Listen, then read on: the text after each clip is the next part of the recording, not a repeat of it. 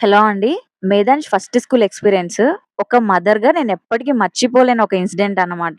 మేధాంష్ గురించి చాలా మంది నన్ను అడుగుతూ ఉంటారు. మేధాంష్‌ని ఎక్కడ చదివిస్తున్నారు? ఏ స్కూల్‌లో జాయిన్ చేశారు? అంటే నార్మల్ స్కూలా? లేక స్పెషల్ స్కూలా? అని అడుగుతున్నారు. అందుకే ఈరోజు మేధాంష్ ఫస్ట్ స్కూల్ ఎక్స్‌పీరియన్స్ గురించి నేను మీతో షేర్ చేయాలనుకుంటున్నాను. నిజానికి మేధాంష్ ఫస్ట్ స్కూల్ అంటే అది చాలా చిన్న ప్లే స్కూల్ అన్నమాట. అది అప్పుడే కొత్తగా ఓపెన్ చేశారు. చిన్న స్కూల్ కాబట్టి చాలా తక్కువ మంది పిల్లలుంటారు.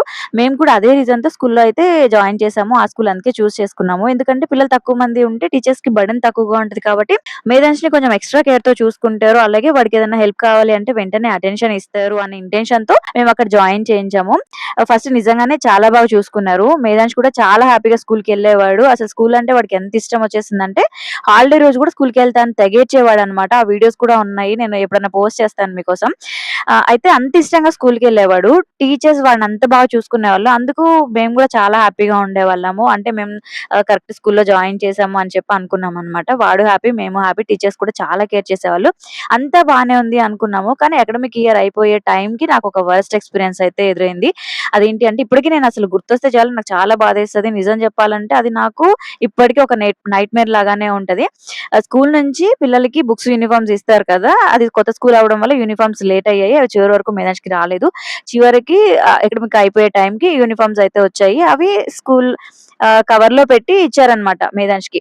నేను కూడా అవి తీసుకొని ఇంటికొచ్చేసాను. అక్కడ ఒక మిస్టేక్ చేశాను. నేనసల ఆ కవర్ మీద ఏం రాసుంది అని స్కూల్‌లో చూసుకోవాల్సింది చూడలేదు. ఇంటికొచ్చి వాడికి తినిపించి పడుకోబెట్టేసి ఇంక వాళ్ళు లేసిన తర్వాత వేద్దామని చెప్పి కవర్ ఓపెన్ చేశానన్నమాట. అప్పుడింకా కవర్ మీద మేధాంష్ పేరు ఉండాల్సిన చోట మేధాంష్ పేరు లేదు. దానికి బదులుగా వాడి డిజబిలిటీని ఐడెంటిఫై చేసేలాగా ఒక లేబుల్ అయితే రాసుందన్నమాట. ఆ టైంలో నాకసలు ఎలా అనిపించిందంటే నిజంగా మాటల్లో చెప్పలేను. ఫస్ట్ అయితే షాక్ అయిన. తర్వాత ఎంత కోపమొచ్చిందో అసలు అదే టైంలో బాధ అసలు అంటే ఆ ఒక్క క్షణంలో ఎన్ని ఫీలింగ్స్ ఒకేసారి వచ్చేసాయి అసలు మామూలుగా కాదు. అసలెందుకు ఒక పిల్లాడి పేరుంది గదా!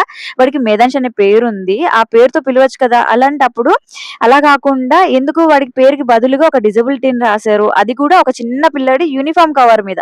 నేనింకసలు 1 మినిట్ గూడా ఆగలేదు. వాడినెత్తుకొని ఇంకా స్కూలుకైతే వెళ్ళిపోయాననమాట. నాకు వెళ్ళే దారిలో గూడా ఆలోచిస్తున్నాను నేనేమన్నా ఎక్కువ రియాక్ట్ అవుతున్నానా? లేకపోతే ఇది వాళ్ళకి చిన్న విషయం గావచ్చు. కానీ నాకు మాత్రం ఇదసలు ఎందుకింత బాధుంది అనని చెప్పి కానీ చివరికి నేనైతే ఒక్కటే ఫిక్స్ అయిపోయాననమాట. ఇది చిన్న విషయం గాదు. ఎందుకంటే ఒక లేబుల్ పెట్టడం అనేది కేవలం అక్కడ ఒక వర్డ్ రాయడం కాదు. ఆ లేబుల్ వెనక మనం ఆ పిల్లాడిని ఎలా చూస్తున్నాం అనేది గూడా ఉంటది. ఇంకసలు స్కూలుకెళ్ళిపోయి మస్తు కోపంగున్నాను. అసలు ఇది కరెక్టేనా? మీరందరి పిల్లలకి ఇలాగే రాస్తారా? మీ దగ్గర ఇంతమంది పిల్లలున్నారు. అందులో ఒక్కొక్కడు ఒక్కోలా ఉంటాడు. ఒకడు పొట్టిగా, పొడుగ్గా, లావుగా ఉంటాడు. సన్నగా ఉంటాడు. నల్లగా, తెల్లగా ఇలా చాలా మంది ఇంతమంది పిల్లలకి మీరు వీడు పొట్టోడు, ఇది పొట్టోడిది, ఇది పొడుగోడిది ఇలాగా రాస్తారా? లేకపోతే వాడి పేరు రాసిచ్చారా? వీడికి మాత్రం ఎందుకు ఇలాగిచ్చారు అనని చెప్పి అడిగాను.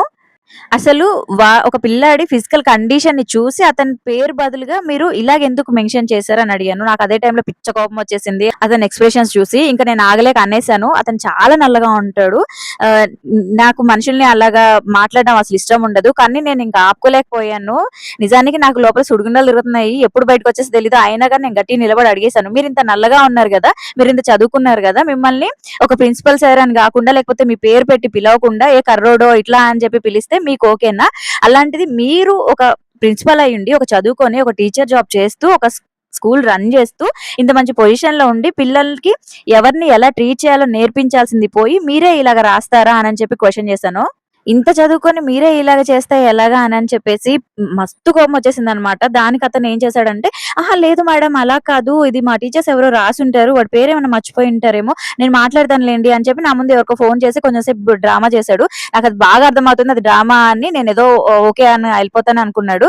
కానీ టీచర్స్ వాడినెంత చూసుకుంటారో నాకు తెలుసు. నేనది గూడా మాట్లాడాను. హాలిడే రోజు గూడా వచ్చి ఎళ్తానని ఏడుస్తాడు. అలాంటిది మీరు టీచర్స్‌ని ఎందుకు బ్లేమ్ చేస్తున్నారు? మీరు రాసారు. ఇది నాకు తెలుసు. ఇది మీరే రాసారు. టీచర్స్ రాయలేదు. ఎందుకిలాగ రాసారు అనంటే, "లేదు మ్యామ్. Sorry ma'am. ఇంకోసారి అలా జరగదు మ్యామ్" అని జెప్పాడు. కానీ నేను ఆ టైంలో అసలు మాట్లాడుతుంది ఒక యూనిఫార్మ్ కవర్ గురించి మాత్రమే గాదు. ఆహ్, నా కొడుకు డిగ్నిటీ గురించి గూడా నేను మాట్లాడుతున్నాను.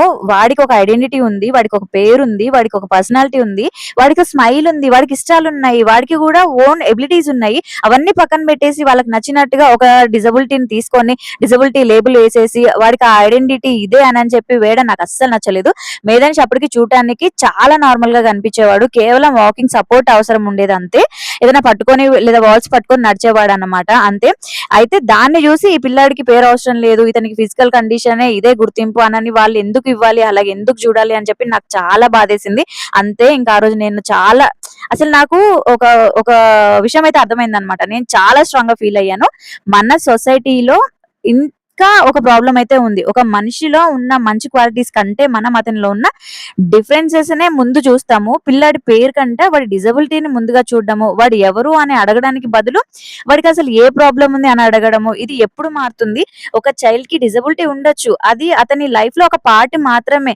అంతేకాని అతని ఎంటైర్ ఐడెంటిటీ అయితే కాదు కదా! సో, మేధాంశ అంటే కేవలం డిజబిలిటీ కాదు గదా! మేధాంశ అంటే మేధాంశ్. వాడికి ఒక పేరుంది. వాడికి ఒక పర్సనాలిటీ ఉంది. వాడికి డ్రీమ్స్ ఉంటాయి. వాడికి స్ట్రెంగ్త్ ఉంది. వాడి సొంత ప్రపంచం వాడికుంది. అవన్నీ మర్చిపోయి, అవన్నీ పక్కన తోసేసి ఒక లేబుల్‌తో మాత్రమే వాడిని ఇలా చూడడం నాకసలు నచ్చలేదనమాట. ఇంక అంతే. నేను ఆ స్కూల్ నుంచి మేధాంశని తీసేసాను. ఇంకా తర్వాత ఆ స్కూల్ గూడా ఎత్తేసారులెండి. అది వేరే విషయం. కానీ ఆ ఎక్స్‌పీరియన్స్ మాత్రం నాకలా మిగిలిపోయింది. ఇప్పటికి ఆ విషయం గుర్తొస్తే అప్పుడు ఆ కవర్‌ని స్కూల్‌లో జూసుంటే అసలు ఇంకెలా ఉండేదో అనని జెప్పి అనుకున్నాను. అసలు వాళ్ళకలా ఎలా రాయాలనిపిచ్చేది నాకిప్పటికి గూడా అట్లనే ఆలోచన వస్తా ఉంటది. అయితే ఇదే ఎక్స్‌పీరియన్స్ నాకొక లెసన్ గూడా నేర్పింది. అదేంటి అంటే మన పిల్లల్ని ఏ స్కూల్‌లో జాయిన్ చేపిస్తున్నాం అన్నది చాలా ఇంపార్టెంట్. స్కూల్ అంటే కేవలం బుక్స్ నేర్పించే ప్లేస్ కాదు.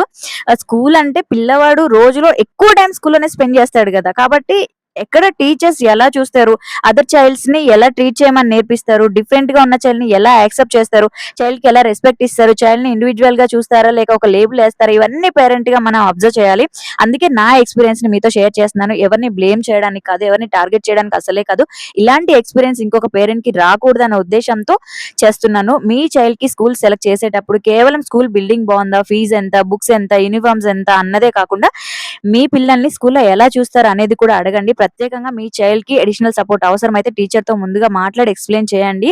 స్కూల్ వాళ్ళకి రెస్పాన్స్ ఎలా ఉంది? వాళ్ళ అండర్‌స్టాండింగ్ ఎలా ఉన్నారా లేదా? పేషెన్స్ ఉందా లేదా? చైల్డ్‌కి అవసరమైన సపోర్ట్ ఇస్తున్నారా లేదా? అనేది మీరన్నీ చూసుకొని మీ స్కూల్‌లో అయితే జాయిన్ చేయించండి.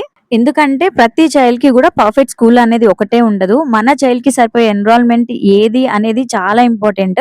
మరొక విషయం గూడా చెప్పాలనుకుంటున్నాను. ఏంటి అంటే స్పెషల్ నీడ్స్ ఉన్న పిల్లల్ని చూసేటప్పుడు మనం ముందుగా వాళ్ళ డిజబిలిటీని చూడకుండా వాళ్ళని ఒక పిల్లాడిగా చూడడం నేర్చుకోవాలి. వాళ్ళకి గూడా ఫీలింగ్స్ ఉంటాయి. వాళ్ళకి కూడా సెల్ఫ్ రెస్పెక్ట్ ఉంటుంది. వాళ్ళకి గూడా ఫ్రెండ్స్ గావాలి. వాళ్ళకి కూడా నేను గూడా అందరిలో ఒకడినే అన్న ఫీలింగ్ కావాలి. అందుకే సొసైటీగా ముందు మనం మారాల్సిన అవసరం ఉంది. ఒకరోజు ఒక చైల్డ్‌ని చూసినప్పుడు ఈ పిల్లవాడికి ఏ డిజబిలిటీ ఉంది అనేది గాకుండా ఆ పిల్లాడి పేరేంటి అని ముందుగా అడిగితే అలాంటి అడిగే సొసైటీ గూడా రావాలి. అది వచ్చిన రోజే స్పెషల్ నీడ్స్ ఉన్న పిల్లలు సొసైటీలో ఇంకా కాన్ఫిడెంట్‌గా గ్రో అవుతారని నేనైతే చాలా నమ్ముతాను. మేధాంశ్ ఫస్ట్ స్కూల్ ఎక్స్‌పీరియన్స్‌లో నాకొచ్చిన వరస్ట్ ఎక్స్‌పీరియన్స్ ఇదే అన్నమాట. కానీ అదే ఎక్స్‌పీరియన్స్ నాకొక విషయం నేర్పింది. మన పిల్లల కోసం మనం వాయిస్ రేజ్ చేయాల్సిన అవసరం తప్పకుండా ఉంది. వాళ్ళ తరపున మాట్లాడాల్సొచ్చినప్పుడు ఖచ్చితంగా మాట్లాడి తీరాలి. వాళ్ళ డిగ్నిటీని ప్రొటెక్ట్ చేయాల్సొచ్చినప్పుడు ఖచ్చితంగా ప్రొటెక్ట్ చేసి తీరాలి. అదే మన రెస్పాన్సిబిలిటీ.